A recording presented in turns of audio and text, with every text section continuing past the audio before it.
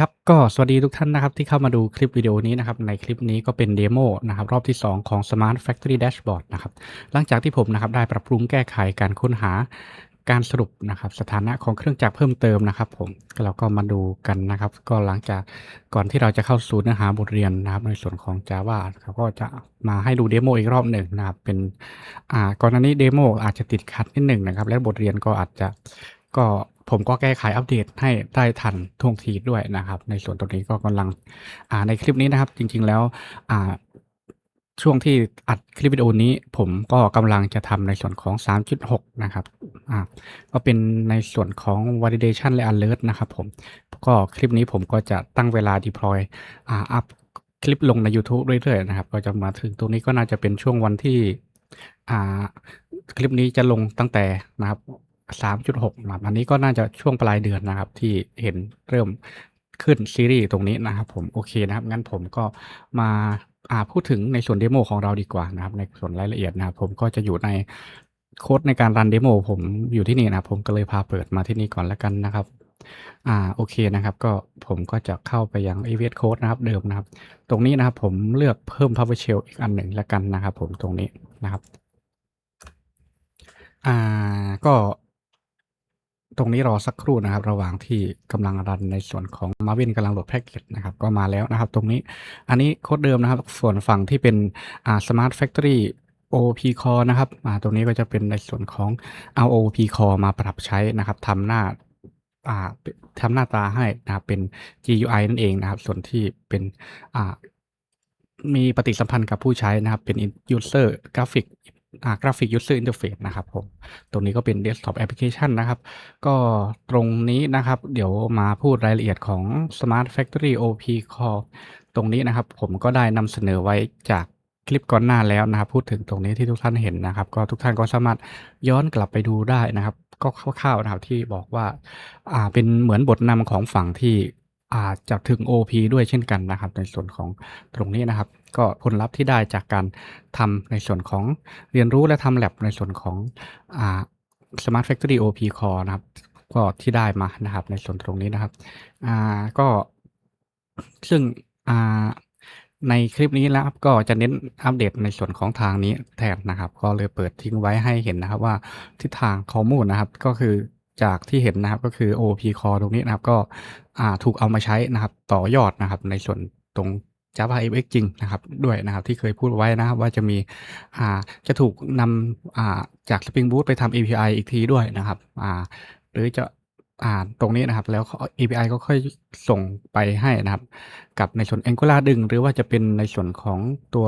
Vardin ดึงไปใช้นะครับในการทำเกี่ยวกับเว็บนะครับผมโอเคนะครับก็เมื่อนะครับตรงนี้นะครับก็เป็นคลิปนี้ก็เป็นอ่าตัวละครหลักก็จะเป็น Smart Factory Dashboard นะครับก็ผมก็จะพูดในส่วนนี้เป็นหลักเลยแล้วกันนะครับก็ตอนนี้นะครับตอนเริ่มต้นนะครับระบบก็มีเครื่องจักร3เครื่องเหมือนเดิมนะครับก็ตามก่อนหน้านี้เลยนะครับก็จะเป็นสถานะแบบเดียวกันเลยนะครับผมตรงนี้นะครับมีการปรับแก้นิดหนึ่งเรื่องอ่า ของเครื่องจักรที่กำลังทำงานนะครับตรงนี้เปลี่ยนเป็นสถานะปกติแทนนะครับเพราะว่าจริงๆแล้วนะครับค่าที่ผิดปกติก็ไม่ได้ดับนะครับเครื่องก็ยังทำงานทั้ง3เครื่องอยู่นะครับก็ต้องขออภัยด้วยนะครับในส่วนการนำเสนอตรงนี้นะครับผมก็เลยแก้ไขย้อนหลังให้ในส่วนนี้แทนนะครับเป็นแค่เทกซ์นะครับตรงนี้นะครับอาอืม ก็อ่าสถานะนะครับปกตินะครับก็มี2เครื่องนะครับผมตรงนี้ที่เห็นนะครับก็มีอ่าหยุดฉุกเฉินก็ยังเป็น0นะครับเซ็นเซอร์ผิดปกติ1นะครับสถานะปกติ1นะครับต้องบำรุงรักษาก็2นะครับก็มีตรงนี้ด้วยนะครับที่ต้องบำรุงรักษาก็จะเป็นเราสามารถฟิลเตอร์ดูได้นะครับเช่นเคยนะครับก็อย่างที่บอกนะครับตรงนี้นะครับก็ให้ดูคร่าวๆนะครับตรงส่วนตรงนี้นะครับ ก็ต่อนะครับในส่วนของอ่าตรงนี้ก็แก้ไขแล้วจำนวนนะครับอันนี้ก็ไม่พูดถึงแล้วแล้วกันนะครับผมอันนี้ก็เป็นการแก้ข้อบกพร่องนะครับในส่วนตรงนี้นะครับแล้วก็มีฟีเชอร์ใหม่นะครับเราสามารถแก้ไขตรงสายพานลำเลียงนะครับก็ตรงนี้ก็เป็นสายพานลำเลียงได้นะครับผมอา ก็ line A ตรงนี้นะครับ เราก็สามารถแก้ไขนะครับ ตรงนี้กดปุ๊บนะครับ ก็เรียบร้อยแล้วนะครับ ในส่วนของสายพานลำเลียงนะครับ บางทีตั้งชื่อเครื่องจักรนะครับ คนตั้งก็อาจจะตั้งไม่สื่อนะครับ งงๆนะครับ ตรงนี้นะครับ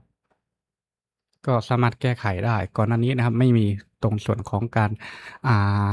ตรง CRUD นะครับ ในส่วนของการอัปเดตนะครับ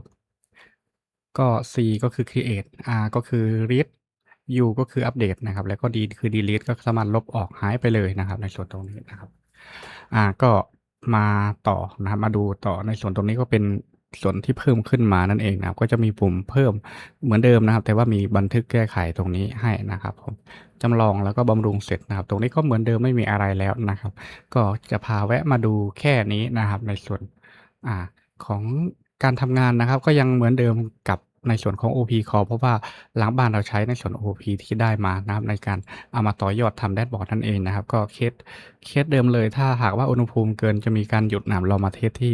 ตรงนี้นะครับ1นะครับ ก็สมมุติว่านะครับพนักงานนะครับอาจจะเป็นพนักงานเข้ากะมานะครับโปรแกรมนี้นะครับก็จะช่วยพนักงานที่เข้ากะมาเจอนะครับว่าเครื่องจักรผิดปกติที่ต้องซ่อมบำรุงนะครับ เข้ามาก็ต้องมาดูในส่วนตรงนี้เลยนะครับ2เครื่องนี้นะครับมีรายงานบอกผ่านโปรแกรมที่เป็นแดชบอร์ดให้แล้วนะครับว่าเขาก็อาจจะมาโฟกัสตรงนี้เลยนะครับปุ่มสีแดงก่อนนะครับแล้วก็สีก็ดู priority นะครับต้องทำอะไรก่อนหลังก็แล้วแต่นะครับในส่วนของผู้ดูแลแล้วนะครับ ตรงนี้สมมุติว่าลองจำลองสถานการณ์นะครับเครื่องจักรตัวนี้นะครับมีนะครับจากเดิม65นะครับอุณหภูมิตรงนี้ผมใส่เป็นแบบเดิมที่เคยเดโมก็จะเป็น105นะครับจุด0นะครับก็อัปเดตเซนเซอร์ไปนะครับนี่นะครับก็จะหยุดทำงานทันทีนะครับเครื่องนี้นะครับก็จะเป็น priority หลักที่ต้องรีบไปนะครับดูเลยนะครับส่วนผิดปกติก็ค่อยมาทีหลังอะไรประมาณนี้ก็แล้วแต่นะครับก็เป็นส่วนช่วยนะครับผมตรงนี้ผมก็อ่า อัปเดตใหม่ให้นะครับในส่วนตรงนี้ก็จะได้เพอร์เฟกต์นะครับก็จะได้เป็นเคสที่เอาไปต่อยอดได้ง่ายๆนะครับในอนาคตนะครับเผื่อทุกท่านในสายโรงงานก็อาจจะเอาไปใช้เลยนะครับอะไรประมาณนี้นะครับก็แบบเอาไปต่อยอดได้นะครับอะไรอ่าเป็นต้นนะครับในส่วนตรงนี้ผมก็ขอการ demo ตรงนี้ก็จริงๆก็จบลงแล้วนะครับผมอ่า ก็อย่าลืมติดตามดูนะครับในส่วนของ JavaFX กันนะครับในส่วนของเฟสที่3นะครับในส่วนของซีรีส์นี้นะครับผมก็ตอนนี้ playlist ที่3ตรงนี้นะครับก็รอมีนะครับถึงเวลาที่ยูทูบตั้งเวลาในการลงคลิปนะครับก็จะเห็นในส่วนตรงนี้นะครับก็อย่าลืมกดกระดิ่งแจ้งเตือนไว้นะครับเพื่อไม่พลาดคลิปใหม่ๆด้วยนะครับในส่วนตรงนี้ก็ถ้าชอบก็อย่าลืมกดไลก์กดแชร์นะครับใครยังไม่ติดตามก็กดติดตามไว้ด้วยก็จะได้ไม่เห็นเนื้อหานะครับที่หลากหลายในส่วนของ Growth Solution ตรงนี้นะครับผมก็